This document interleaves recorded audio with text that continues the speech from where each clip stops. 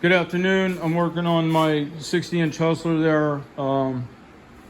This is the other 72 that is still heavy. It still has brakes. It still has brake rotors, all the arms and stuff. I converted the tab hitch to a 2-inch receiver for obvious reasons. I got a pole here for my pressure washing hose and stuff to loop them over.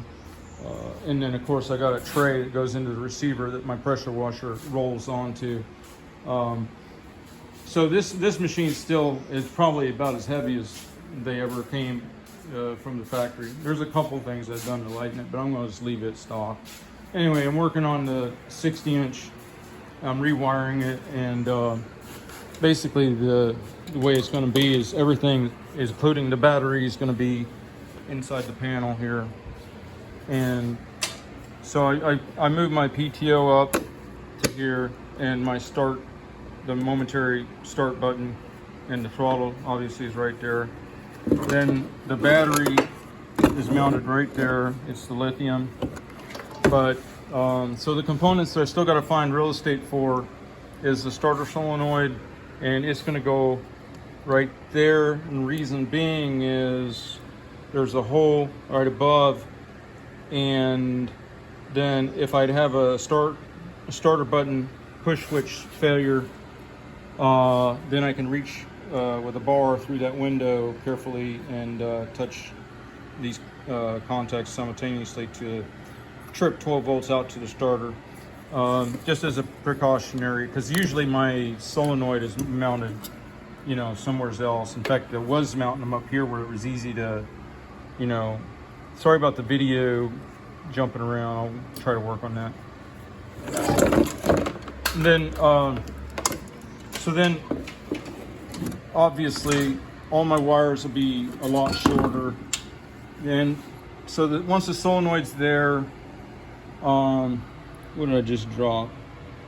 The only other component I have to put in is a battery isolation switch. I don't know where it just ran off to. Probably, yeah, it fell down when I was trying to juggle the camera. So anyway, and these you can't mount going up because dirt packs in between that spring contacts. They have to be mounted sideways, so I'm gonna have to re-drill the hole for it and put it right above the battery. This was the only place I could figure to put the battery. So then and then it'll all fit just like that, and then you only have a ground coming out for the PTO clutch and for the fan. And then I'm also going to tag that ground down to the engine block, just for better, from better charging, because it's coming right from the material that's connected to the coil windings that create the charge, the stator. I guess my mind's not working real good. And then the only other wires you're going to have coming out of here is the positive wire from the starter solenoid to the starter itself, the charge wire from the center tap of this voltage regulator up to this battery, and then another wire going over a 12 volt that'll be clocked on the battery isolator. So when you turn the red key on that isolator on, it'll send 12 volts to the gray wire that goes over to the fuel cutoff point. And that's how I'm shutting my motor off too. I'm not using the ground to kill the spark. So that's all there'll be to it. It's going to be probably one of the simplest wiring setups that I've ever done. Basically, I did this on the other 72, and I've been running it like that for a while. So it's just a lot less wire, and that's a lot less problems and stuff that could go wrong. Now, you should never modify your mower. I'll put it that way.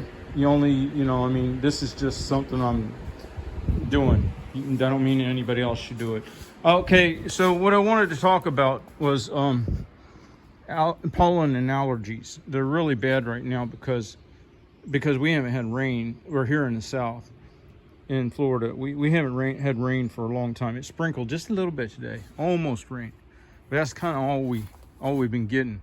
And the reason that we're having so much problem with the allergies and the pollen and stuff is because when the plants are in drought, then their allergen protein load in their pollen can be up to 40 times higher than normal because the plant is stressed.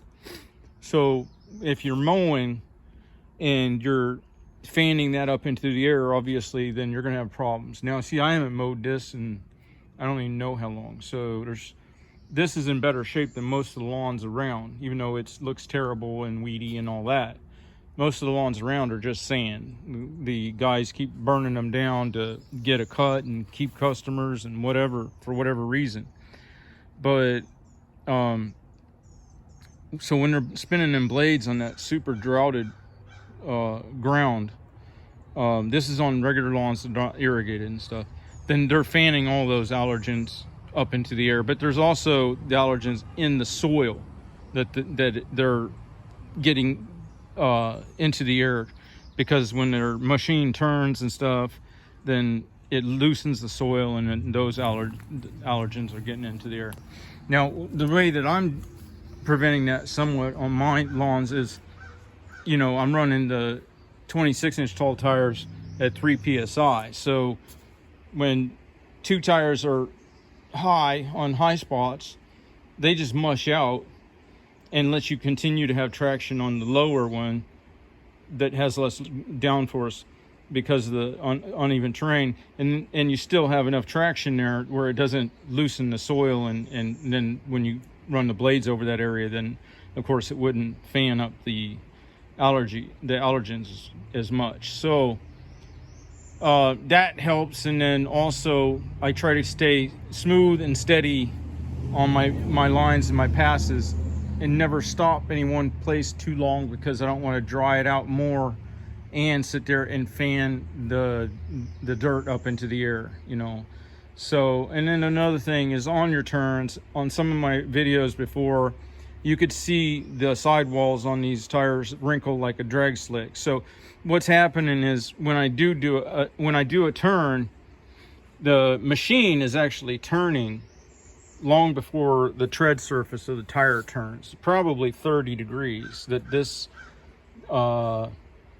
steel rim is rotating before you ever reach critical mass or whatever, where the tread bars have to do something to the turf.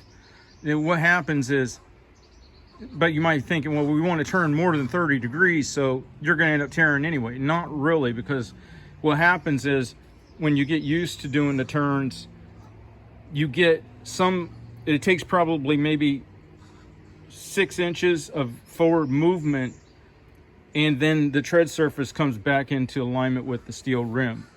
So it doesn't have to turn right away. It gives it time to realign, and that time to realign effectively averages your turning and your the stresses that are exhibited on the turf, and that keeps the allergens down, because then you're not freeing the soil and it getting fanned up. So anyway, that's one of the things that I use as a trick to keep that as less of a problem. I don't know if that would help other people or not. Now, as you get down lower in pressure, I'm running 3 psi. That may not work for people that are running side hills and everything else. They might end up rolling the tire off the bead. And then another factor is, your pressure is relative to the weight of the machine. 3 psi on a machine that weighs half of this is still going to feel rock hard, and it's not going to give you that sidewall flexing that you want. And conversely, if you have a machine that weighs 10,000 pounds, 3 psi is going to crush the sidewall down to where the rim's riding the ground. So it's relative. Everything is relative. You got to fine tune your machine, in my opinion. Just like when I take weight off the front of my machines, that won't work for everybody. If you're in Tennessee and you're going straight up hills, then you don't want to have a lightweight front end. But you'd absolutely need a lightweight front end down here in the south to keep from tearing up the soil, the sand, you know. All right, have a good day.